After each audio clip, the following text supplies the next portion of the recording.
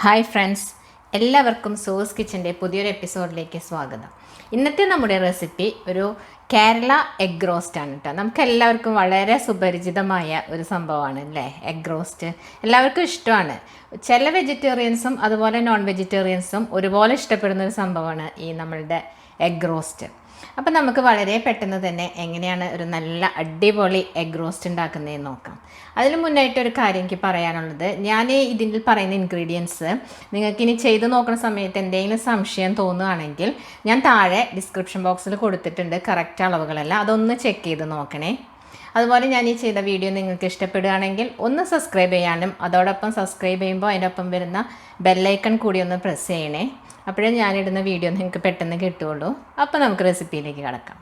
Egg roast ഉണ്ടാക്കാൻ തുടങ്ങാം. നാടൻ എഗ് റോസ്റ്റ്.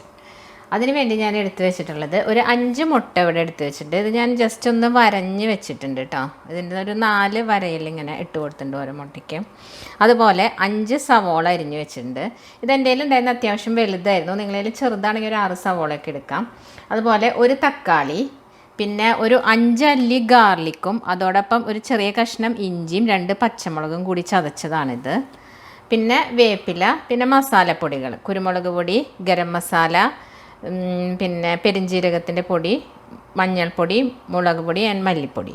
ഇതിൻ്റെ അളവ് ഞാനിപ്പോൾ ഇടുന്ന സമയത്ത് കറക്റ്റായിട്ട് പറഞ്ഞു തരാം. പിന്നെ കടുക്. ഇത്രയാണ് ഇതിന് ആവശ്യമുള്ളത്. അപ്പോൾ നമുക്ക് ഉണ്ടാക്കാൻ തുടങ്ങാം. അതിന് വേണ്ടി ഞാനിവിടെ ഒരു പാൻ വെച്ച് അതിൽ കുറച്ച് വെളിച്ചെണ്ണയാണ് കേട്ടോ ഒഴിച്ചിട്ടുള്ളത്. ഒരു 3 ടേബിൾ സ്പൂണോളം വെളിച്ചെണ്ണ ഒഴിച്ചിട്ടുണ്ട്. അതിലേക്ക് ഞാൻ കടുക് ഇടുകയാണ്. 1 ടീസ്പൂൺ കടുക് പൊട്ടിക്കഴിഞ്ഞപ്പോൾ ഞാൻ ആ സവോള ഇടുകയാണ്. 5 സവോള അരിഞ്ഞ് വെച്ചത്.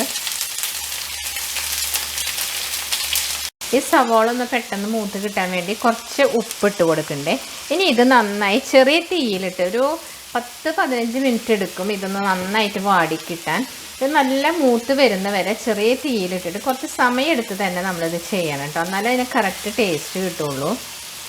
നമ്മൾ ആ ഇട്ട ഉള്ളി മുഴുവനും മൂത്തൊരു ചുമന്ന കളറിലേക്ക് വന്നിട്ടുണ്ട്. ഈ ഉള്ളിയിൽ നന്നായിട്ട് വെള്ളം ഉണ്ടായിരുന്നു. അത് കാരണം കുറച്ച് സമയം എടുത്തു. എനിക്ക് 20 മിനിറ്റ്സോളം എടുത്തു ഇതിപ്പോൾ ഈ ചുമന്ന ഈ കളറിലേക്ക് മൂപ്പിച്ചെടുക്കാനായിട്ട്. ഇനി നമ്മൾ ചതച്ച് വെച്ചിട്ടുള്ള ഇഞ്ചി, വെളുത്തുള്ളി, അതുപോലെ പച്ചമുളക് പേസ്റ്റ് ഉണ്ടല്ലോ അതിടുകയാണ്. ഇത് 5 അല്ലി വെളുത്തുള്ളി, ഒരു ചെറിയ കഷ്ണം ഇഞ്ചി, 2 പച്ചമുളക്, ഇത് 3ഉം കൂടി ചതച്ചതാണ്. ഇതും ഇതിൻ്റെ ഉള്ളിലിട്ടിട്ട് നന്നായിട്ട് മൂത്ത് കിട്ടണം. മൂത്തൊരു നല്ല മണം വരും. ആ സമയത്ത് നമുക്ക് പൊടികളൊക്കെ ചേർത്ത് കൊടുക്കാം. നമ്മൾ വെളുത്തുള്ളിയും ഇഞ്ചിയൊക്കെ ഇട്ടിട്ടുണ്ടായില്ലേ അതെല്ലാം നന്നായി മൂത്ത് വന്നിട്ടുണ്ട്. ഇപ്പോൾ വെളിച്ചെണ്ണയ്ക്ക് കിടന്ന് മൂക്കുന്ന കാരണം നല്ലൊരു സ്മെല്ല് വരുന്നുണ്ട് ഇവിടെ. ഇതിലേക്ക് ഞാൻ 1.5 ടീസ്പൂൺ കാശ്മീരി മുളക് പൊടിയും 2 ടീസ്പൂൺ മല്ലിപ്പൊടി ഇട്ട് കൊടുക്കുകയാണ്. അതിനോടൊപ്പം തന്നെ 1/4 ടീസ്പൂൺ മഞ്ഞൾപ്പൊടി, 1 ടീസ്പൂൺ കുരുമുളക് പൊടി, 3/4 ടീസ്പൂൺ ഗരം മസാല, 1 ടീസ്പൂൺ പെരിഞ്ജീരകം പൊടിച്ചത്, ഇതെല്ലാം കൂടിയിട്ട് ഇട്ട് കൊടുക്കുകയാണ്. ഇനി ഇതൊന്ന് നന്നായിട്ട് മൂക്കട്ടെ. ഇത് മൂത്ത് വരുമ്പോൾ നമുക്ക് അരിഞ്ഞു വെച്ച ഒരു തക്കാളി ഞാൻ അരിഞ്ഞു വെച്ചിട്ടുണ്ട് ചെറുതായിട്ട്, അതിട്ട് കൊടുക്കാം. ഇവിടെ നമ്മളെ മസാലയൊക്കെ നന്നായിട്ട് മൂത്തിട്ടുണ്ട്. ഈ സമയത്ത് തീ എപ്പോഴും മീഡിയത്തിൽ വെക്കണം കേട്ടോ. അത് കഴിഞ്ഞിട്ട് നമ്മൾ ഈ അരിഞ്ഞു വെച്ച ഒരു തക്കാളി, ഇതൊരു മീഡിയം ടൈപ്പ് തക്കാളിയാണ്. ഒരുപാട് പുളി ഇല്ലാതിരിക്കുന്നതാണ് റോസ്റ്റ് ചെയ്യുമ്പോൾ എപ്പോഴും ടേസ്റ്റ് ഉണ്ടാവുക. ഇതൊന്ന് നമുക്കിത് നന്നായിട്ട് ഇളക്കി കൂട്ടിയിട്ട് ഇതൊന്ന് മൂടി വയ്ക്കാം. അപ്പോൾ പെട്ടെന്ന് ഈ തക്കാളി നമുക്ക് വെന്ത് കിട്ടും. ഇനി നമുക്കിതൊന്ന്, ഞാനിപ്പം തീയൊന്ന് സിമ്മിലേക്ക് ആക്കിയിട്ടുണ്ട്. എന്നിട്ട് നമുക്കിതൊന്ന് മൂടി വയ്ക്കാം. അപ്പോൾ പെട്ടെന്ന് ഈ തക്കാളി ഒന്ന് വെന്ത് കിട്ടും.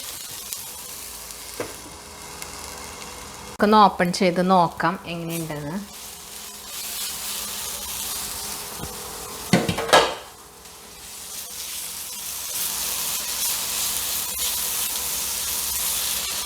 നമ്മളെ മസാലയൊക്കെ നന്നായിട്ട് വെന്ത് വന്നിട്ടുണ്ട്. ഈ സമയത്ത് ഒരല്പം തിളച്ച വെള്ളം നമുക്കിതിലേക്ക് ഒഴിച്ചു കൊടുക്കാം. ഒരു 1/2 കപ്പ് വെള്ളം. നമ്മളൊരു കുറച്ച് 1/2 കപ്പ് വെള്ളം കേട്ടോ. ചെറിയ ഗ്ലാസ്സിൽ 1/2 കപ്പ്. അത് ആ വെള്ളം ഇതിലേക്ക് ഒഴിച്ചതിന് ശേഷം നമുക്കിതിൻ്റെ ഉപ്പൊക്കെ നോക്കാം. ഉപ്പൊക്കെ ആവശ്യമുണ്ടെങ്കിൽ ഇട്ട് കൊടുക്കാം. അതിനുശേഷം ഒരല്പം പഞ്ചസാര കൂടി ഇതിൻ്റെ കൂടെ ഇട്ട് കൊടുക്കണം. അപ്പോഴേ അതിൻ്റെ ടേസ്റ്റ് ഒന്ന് കോമ്പൻസേറ്റ് ചെയ്ത് വരുള്ളൂ. ഞാനിതിൽ ഉപ്പ് നോക്കി ആവശ്യത്തിന് കുറച്ചും കൂടി ഉപ്പിട്ട് കൊടുത്തിട്ടുണ്ടായിരുന്നു. ഒരു ടീസ്പൂൺ പഞ്ചസാര ഇട്ട് കൊടുക്കുന്നുണ്ട്. അപ്പോഴേ അതിൻ്റെ ടേസ്റ്റ്, നല്ലൊരു ടേസ്റ്റ് അതിന് കിട്ടുള്ളൂ. ഇതൊന്ന് ഇളക്കി ഒന്നും കൂടി ഒന്ന് വഴറ്റണം. നമുക്കിത് നല്ല ബ്ലാക്കിഷ് കളറിലേക്ക് വരണം. അപ്പോഴാണ് മുട്ട റോസ്റ്റിൻ്റെ അതേ കറക്റ്റ് നല്ലൊരു ടേസ്റ്റിലേക്ക് വരുള്ളൂ. മസാലയൊക്കെ നല്ല ബ്ലാക്കിഷ് കളറിലേക്ക് വന്നിട്ടുണ്ട് കേട്ടോ. ഈ സമയത്ത് നമുക്ക് ഇതിലേക്ക് പുഴുങ്ങി വെച്ച മുട്ട ഇട്ട് കൊടുക്കാം.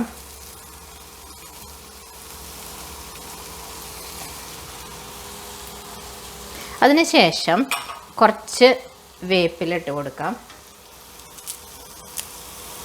എന്നിട്ട് നമുക്ക് ഈ മസാലയൊക്കെ ഇതിൻ്റെ മുകളിലൊന്ന് പൊതിഞ്ഞ് വെച്ച് ഇങ്ങനെ വെച്ച് ഒരു 10-15 മിനിറ്റ് ഇങ്ങനെ വെച്ചേക്കാം. അതിനുശേഷം ഇത് ഉപയോഗിക്കുകയായിരിക്കും കുറച്ചുകൂടി ടേസ്റ്റ് ഉണ്ടാവുക.